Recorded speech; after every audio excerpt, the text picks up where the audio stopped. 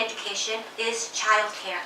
I have observed throughout 6 years how parents are able to take ESL classes, go out into the workforce, how we have established collaborations with the community, with these parents that are taking their work skills out into the community and also providing a better education for their children. Once our parents come to any of our adult school sites, they are improving their education, they are improving the family and quality life for their children. Please consider leaving Montgomery Adult School and the rest of the adult schools based on the governor's proposal and decision open. It is a great benefit and impact to the community. Thank you.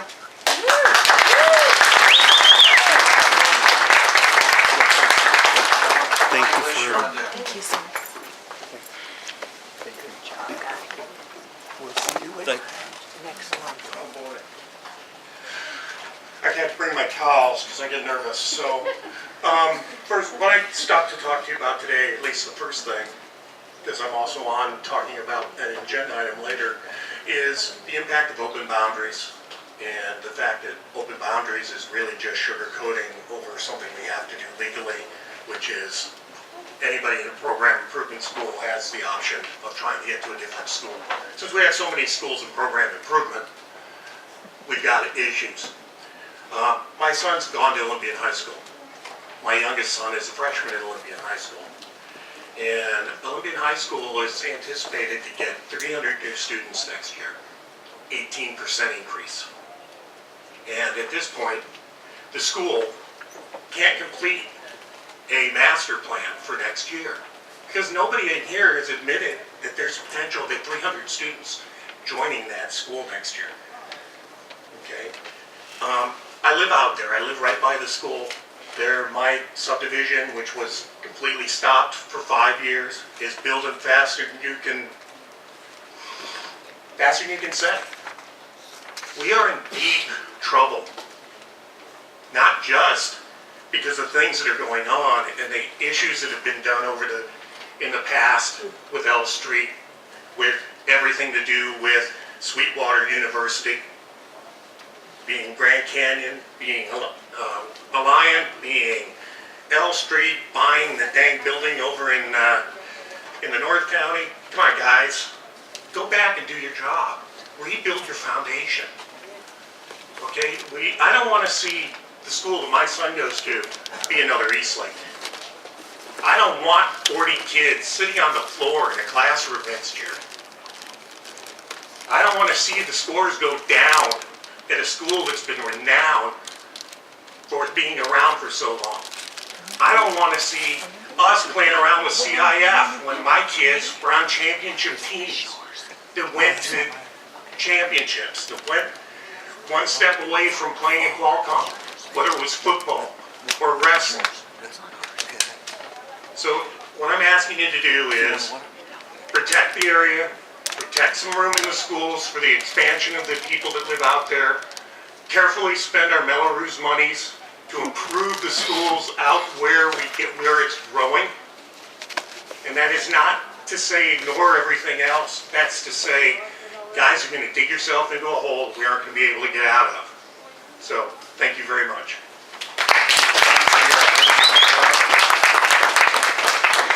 Martha. Do you know Olympians on program improvement? Oh, I know. Or NS. You know why, right? Yeah, I do. Okay.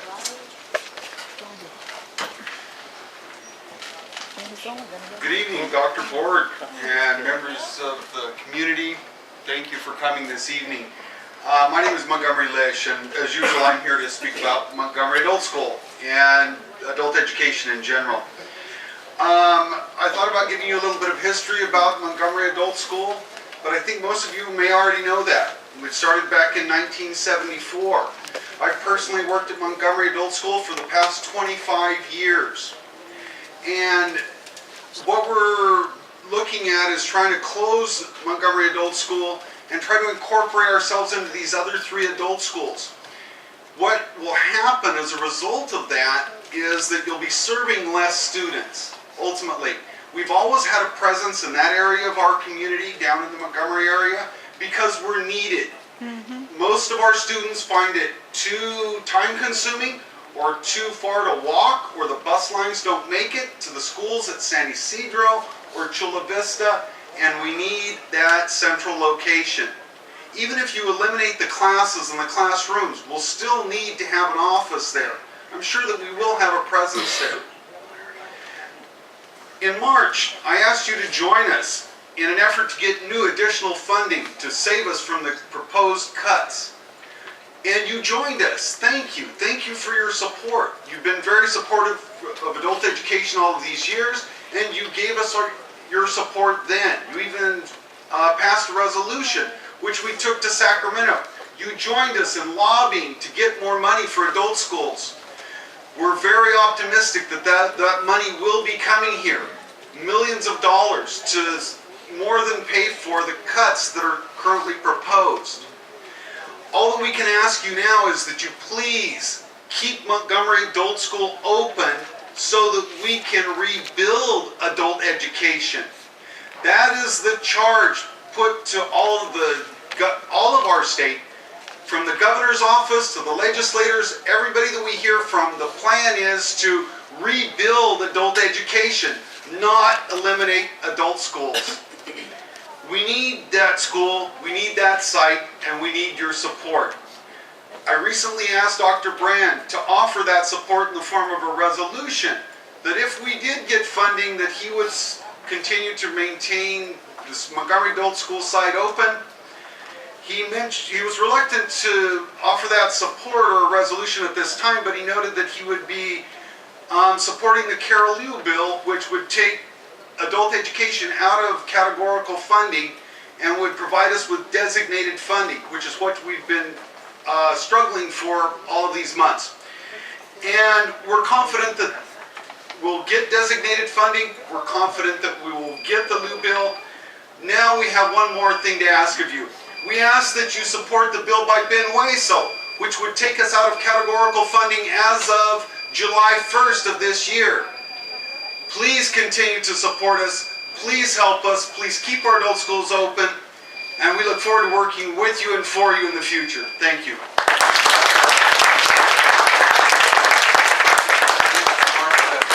And as on Whitman Street. Martha? Yeah. And then Lawrence Kelly, you're on deck. Buenas tardes. Mi nombre es Marta Narváez. My name is Marta Narváez. No hablo inglés. I don't speak English. Tengo 3 hijas ciudadanas de este país. I have 3 daughters who are U.S. citizens. Soy madre soltera, las he sacado adelante I'm a single gracias a su país, que es mi país aún porque yo soy residente de este país también. No hablo inglés y no quiero aprenderlo y no quiero que cierren mi escuela porque si no, no voy a aprender. I don't want my school to be closed because if you do, I will not be able to learn English.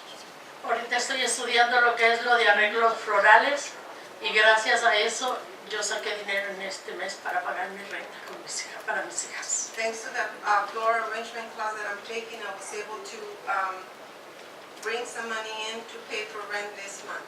Siempre he ayudado a mi comunidad desde San Isidro hasta donde vivo ahorita en San Diego. I have always helped my community. Me gusta mucho la educación para los jóvenes, yo siempre he estado aprendiendo. I have always been learning and I appreciate the teaching to our children. Solo quiero continuar con mi estudio de inglés para poder hablar con todos ustedes. I would just like to continue my learning to be able to communicate with you in English. Les pido desde mi corazón que no cierren mi escuela. From the bottom Mucha of my gente heart, necesitamos aprender inglés. Nos gusta el idioma, pero no podemos ir por algunas cosas. Yo por atender a mis hijas, hoy ya son grandes, hoy puedo hacerlo, pero me van a cerrar mi escuela y no voy a poder hacerlo. when my children were young, I couldn't attend school. Now that I'm able to, if the school gets closed, I will not be able to learn English. Yo quiero aprender y muchos queremos aprender, porque si nosotros aprendemos nuestro país va a crecer, pero si nosotros no aprendemos, nos vamos a quedar. Los viejitos también tenemos corazón y ganas de salir adelante. No lo podemos hacer si ustedes nos ayudan y nos apoyan. Even if we're old, we can still forward. Muchas gracias Thank you very much. y cuento con su ayuda.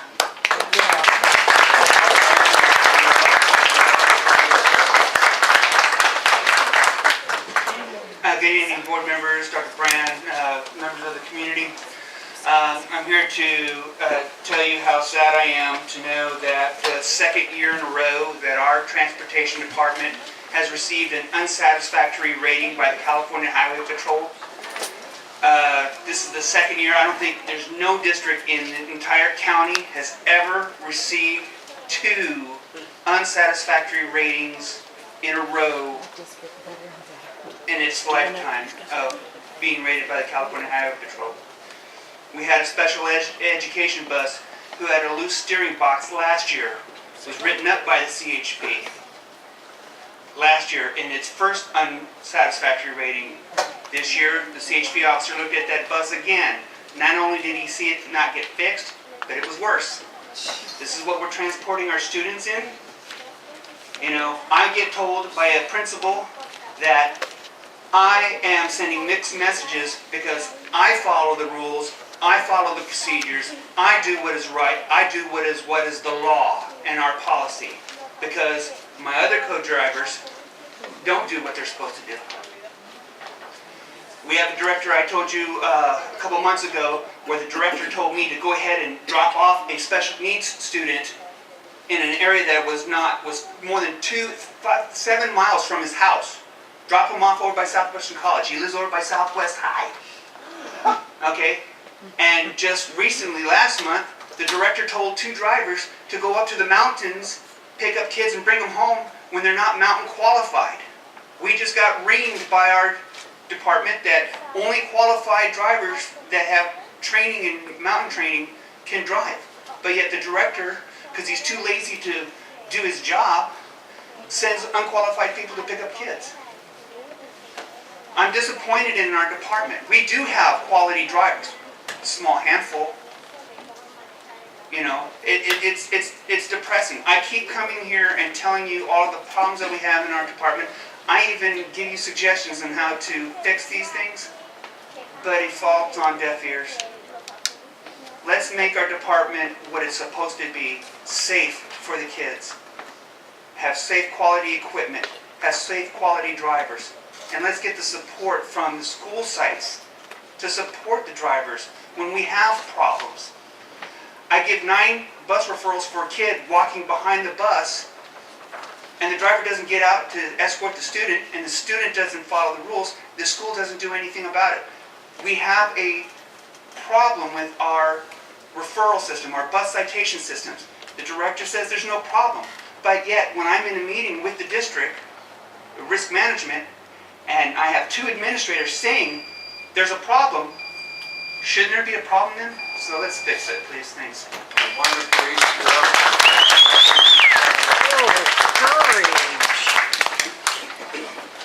Good evening, board. My name is Wanda Paris. The opinions I express here are mine alone and do not represent those of my employer, the U.S. Navy, or the Department of Defense. I just got a phone call, so after I speak here, all of my other cards can go away because I'm just going to hit them really fast as best I can right now. What I've seen throughout the months here is that the board is post-approving things, so I'd like you to take a look at that when you're looking at your agendas and things like that. Things have happened and you're approving them. That's not the way business is done. I would also like to talk about the reporting of the meeting minutes and how the speakers are addressed and how they're summarized and posted in your meeting minutes. So when you're approving last month and the month before, that really doesn't state what we're talking to you about. It really is like a one-word, she talked about Melrose. Okay, that doesn't tell you what I talked about. There is dictation software out there that can certainly dictate all of this for you, and you can post a summary up that is about $100. Better technology in the boardroom. It is very difficult for the public to see what you're speaking on if you're bringing that up, and I would like to make sure that you take a look at that. The IT strategic plan we've talked about, and I'm just following up on that. Let's see. Actually, G3 talks about a waiver for the California exit exam for special education students. I'm a parent, and I hope that you're involving parents when those decisions are made and the parents are aware of that, because I don't believe that we all are, and I am one of them.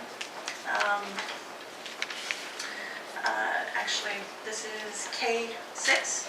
It is the quarterly financial disclosure statement on Melrose, and that is my sole focus really when I'm here. And the document that supports that is not a financial disclosure, it's really an investment disclosure. And so there's a whole other side that needs to be there if you're talking about financial disclosure, and I know we've talked about that in email. So a complete picture of Melrose funds is not in your minutes of the supporting document today. L3, it's the calendar. I love the common calendar, thank you very much. What you need to consider when you're setting it is that the elementary school kids need to go to summer camp. The earlier you make the school year getting released, that those camps aren't available for those kids. All of North County, their camps start at the end of June. If we've been out for a month, what do parents do with those kids? And then they don't go to camp. Or daycare, or whatever you want to call it. And R12 talks about a contract that you have, and it's about reviewing CFDs and things like that. And I have a question about, in general, about government contracting. If I contract with a company and they're doing a service for me, if that person leaves, that contract still remains with that company. We shouldn't be chasing a person.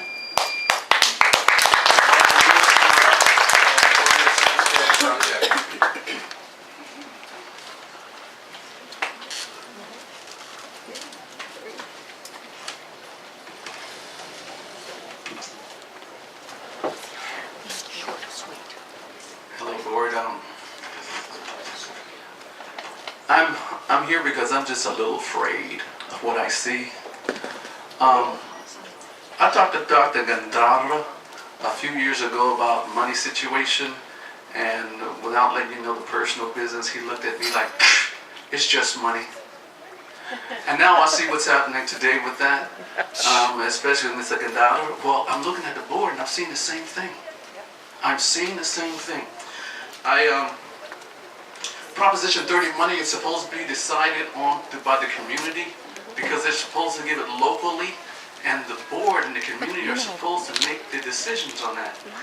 I see the board, but not the community. Every time I come to the meetings, when it comes to this situation with laying off ROP and adult education, cutting off the adult school, I see a 3-2 vote, and it's always what the superintendent proposed. The same 3. Yep. I see trouble. Yep. Always. I talked to Marty Block in a community meeting a few weeks ago, and I brought up that fact, and he told me, yeah, we need to do something about those boards. I proposed a bill to stop this, to send a watchdog to watch, because when I told them that there was 5 people on the board and about 80 people in the room, and it seemed like all 80 of them were ignored, they looked at me and said, what? We just talked to Dr. Brand. They also told me I can't believe that iPad money in which you have the choice to put to the side for a while is priority over a dying community? They couldn't believe it. No, that's not true. Is that in a board meeting? Are you sure that's documented? I said they voted on it that day.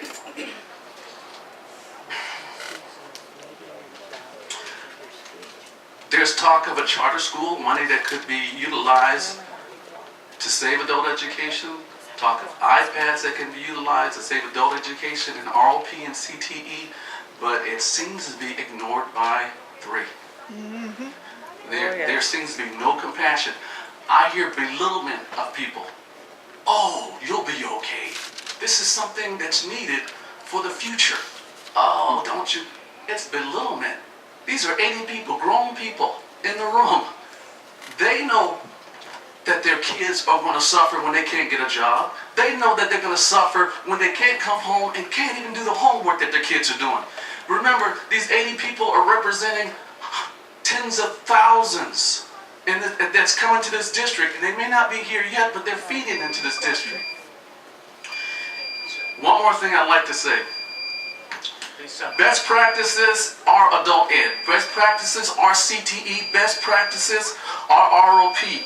If you get rid of these for iPads and a new best practice of the school, it's like going to the doctor, cutting off your leg, and putting on a fake one just to have one that glows and shines all over the district. We can't have that.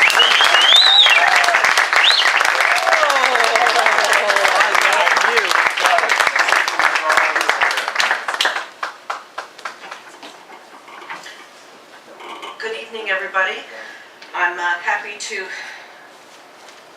stand here before you for the first time, and I just have some general comments to make. I happen to really admire a journalist and I guess all-around good guy by the name of Bill Moyers, who has been giving advice and throwing light on situations all across our country and world situations, light that is sadly needed. And on one of his topics a couple of days ago, he asked a rhetorical question. How do you handle the grim news of inequality, corruption, poverty, dysfunction, and buffoonery that washes over us every day? Well, you can tune out and ignore it, pretend it will go away until it's too late, or you can look around, find kindred spirits, throw your energies into the fight for justice. And you know what's happening here? We are throwing our energies into the fight for justice. Oh yeah. We are not going to put up with weak excuses, inane reasoning, laziness, horrific empire building, self-aggrandizing plans that will turn into ash. We do not want our community destroyed. We do not want our students waylaid, laid waste, and shut down before they have a chance to learn anything. You people have a chance to do something good. That's why you were voted and, I guess, hired. Are you going to do something good, or are you going to sit here and fritter away your opportunity? Do you want the rest of us to all go around and say, we have the worst board and the worst superintendent known to man? Do you like that? I don't like that. I would like to have people I can admire. I would like to have people who know what they're doing, who have ethics, who act according to some sort of reasonable code.